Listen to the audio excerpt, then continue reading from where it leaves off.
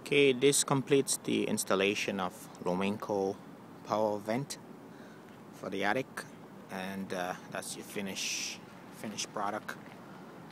The vent is flashed into the existing shingles, and vent number 1, vent number 2, and we got lomanco slant back B vent just beside it. It's 1, 2, 3, and that's the rest of the roof right here. So this is going to improve the attic ventilation in the summertime, and